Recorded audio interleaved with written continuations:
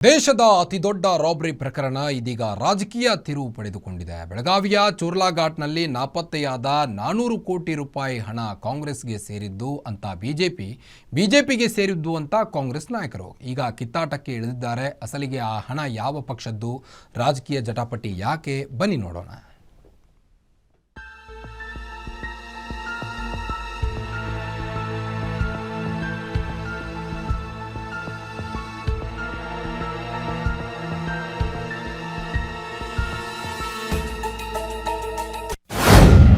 ಬಗೆದಷ್ಟು ಬಯಲಾಗ್ತಿದೆ ದೇಶದ ಅತಿದೊಡ್ಡ ರಾಬರಿ ರಹಸ್ಯ. 400 ಕೋಟಿ ಹಣ ಆ ಪವರ್ಫುಲ್ ರಾಜಕಾರಣಿಗೆ ಸೇರಿದ್ದ. ಕಂಟೈನರ್ನಲ್ಲಿದ್ದ ದುಡ್ಡು ಕಾಂಗ್ರೆಸ್ನವರದ್ದು, ಬಿಜೆಪಿಯವರದ್ದು. ಚೋರ್ಲಾಘಾಟ್ ಬಳಿಯ 400 ಕೋಟಿ ರೂಪಾಯಿ ದರೋಡೆ ಪ್ರಕರಣ ಬಗೆದಷ್ಟು ಬಯಲಾಗ್ತಿದೆ. ಲೂಟಿಯಾದ ಹಣ ಪ್ರಭಾವಿ ರಾಜಕಾರಣಿಗೆ ಸೇರಿದ್ದಾಗಿರಬಹುದು ಎಂಬ ವಿಚಾರ ಈಗ ಸಂಚಲನ ಸೃಷ್ಟಿಸಿದೆ. ಹಣ ಇದ್ದ ಕಂಟೈನರ್ ಇನ್ನೂ ಕೂಡ ಪತ್ತೆಯಾಗಿಲ್ಲ. ಈ ದರೋಡೆ ನಿಜವೋ ಕಟ್ಟುಕತೆಯೋ ಅನ್ನೋದು ನಿಗೂಢವಾಗಿದೆ. ಸದ್ಯ ಪ್ರಕರಣದ ತನಿಖೆ ಚುರುಕುಗೊಂಡಿದ್ದು, ಇದರ ನಡುವೆ ರಾಬರಿ ವಿಚಾರಕ್ಕೆ ರಾಜಕೀಯ ಜಟಾಪಟಿ ಜೋರಾಗ್ತಿದ್ದು, ಕಾಂಗ್ರೆಸ್ ಬಿಜೆಪಿ ನಾಯಕರ ನಡುವೆ ಆರೋಪ ಪ್ರತ್ಯಾರೋಪಗಳು ತಾರಕಕ್ಕೇರಿದೆ.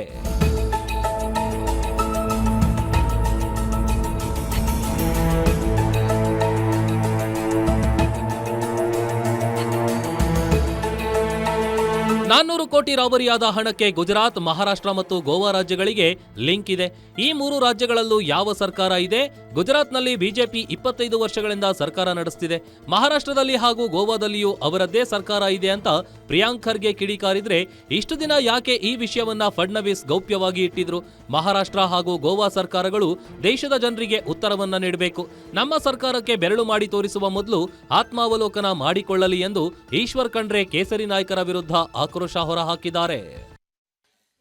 ಒಂದು ಗುಜರಾತ್ ಲಿಂಕ್ ಇದೆ, ಮಹಾರಾಷ್ಟ್ರ ಲಿಂಕ್ ಇದೆ, ಗೋವಾ ಲಿಂಕ್ ಇದೆ. 3ರಲ್ಲೂ ಕೂಡ ಯಾರ ಸರ್ಕಾರ ಇರೋದು?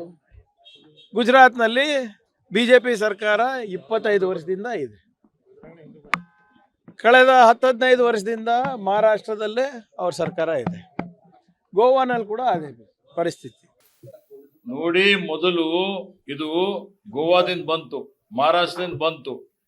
ಇವತ್ತು ಅಂದ್ರೆ ಗೋವಾದವರು ಭಾಗಿಯಾಗಿದ್ದಾರೆ, ಮಹಾರಾಷ್ಟ್ರದವರು ಭಾಗಿಯಾಗಿದ್ದಾರೆ. ಯಾಕೆ ಮುಚ್ಚಿಕ್ಕಿದ್ರು? ಎಷ್ಟು ದಿವಸ ಏನಾಗಿತ್ತು ಅವರಿಗೆ?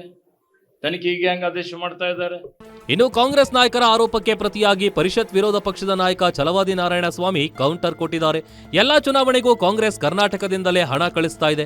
ಕಾಂಗ್ರೆಸ್ಗೆ ತೆಲಂಗಾಣ, ಹಿಮಾಚಲ ಪ್ರದೇಶದಲ್ಲಿ 3 ಕಾಸಿಲ್ಲ. ಕರ್ನಾಟಕದಲ್ಲಿ ಲೂಟಿ ಮಾಡಿ ಬೇರೆ ರಾಜ್ಯದ ಚುನಾವಣೆಗೆ ಹಣ ಕಳಿಸ್ತಾ ಇದ್ದಾರೆ ಎಂದು ಆರೋಪಿಸಿದ್ದಾರೆ. ಎಲ್ಲ ಚುನಾವಣೆಗಳಿಗೂ ಕಾಂಗ್ರೆಸ್ಸು ಕರ್ನಾಟಕದಿಂದಲೇ ಹಣ ಕಳಿಸೋದು. ಈಗ ಯಾಕೆಂದ್ರೆ ತೆಲಂಗಾಣ ಮತ್ತೆ ಹಿಮಾಚಲ ಪ್ರದೇಶದಲ್ಲಿ 3 ಕಾಸಿಲ್ಲ ಅವ್ರಿಗೆ. ಇಲ್ಲಿ ಲೂಟಿ ಮಾಡ್ತಿದ್ದಾರೆ. ನಿಮಗೆ ಗೊತ್ತಿರಬಹುದು, ಈ ಶಕ್ತಿ ಯೋಜನೆಯಲ್ಲಿ ಇದರಲ್ಲಿ ಗೃಹಲಕ್ಷ್ಮಿ 5,000 ಕೋಟಿ ನುಂಗಿದ್ದಾರೆ ಅಂತೇಳಿ ಸದನದಲ್ಲಿ ಮಾತುಕತೆ ಕೊಟ್ಟುಬಿಟ್ಟಿದ್ದೀವಿ ಅಂದ್ರು. ಅದಾದ್ಮೇಲೆ ಹಾಗೇ ಇಲ್ಲ ಸರ್. ಅದು ಮಹಾರಾಷ್ಟ್ರಕ್ಕೆ ಕರ್ನಾಟಕದಿಂದ ಇಲ್ಲಿಂದ ಹೋಗ್ಲಿ, ಬಿಜೆಪಿ ಗೌರ್ಮೆಂಟ್ ಇದೆ ಸರ್ ಅಲ್ಲಿ. ನಾನು ಹೇಳೋದು, ಇಲ್ಲಿಂದ ಹೋದ್ರು ಕಾಂಗ್ರೆಸ್ನವರು ಮಾಡ್ತಿರ್ತಕ್ಕಂಥದ್ದು. ಒಟ್ಟಾರೆ ಚೋರ್ಲಾಘಾಟ್ನಲ್ಲಿ ದರೋಡೆಯಾಗಿರುವ 100 ಕೋಟಿ ರೂಪಾಯಿ ವಿಚಾರ ಇದೀಗ ರಾಜಕೀಯ ತಿರುವು ಪಡೆದುಕೊಂಡಿದ್ದು, ಆಡಳಿತ ವಿರೋಧ ಪಕ್ಷದ ನಾಯಕರು ರಾಬರಿ ಬಗ್ಗೆ ರಾಜಕೀಯಕ್ಕಿಳಿದಿದ್ದಾರೆ. ಹೀಗಾಗಿ ಈ ಹಣ ಯಾವ ಪಕ್ಷಕ್ಕೆ ಸೇರಿದ್ದು, ಯಾವ ನಾಯಕರಿಗೆ ಸೇರಬೇಕಿತ್ತು ಅನ್ನೋದು ತನಿಖೆ ಬಳಿಕವಷ್ಟೇ ತಿಳಿಯಬೇಕಿದೆ. ವೀರೇಶ್ ದಾನಿ, political bureau, guarantee news, Bengaluru.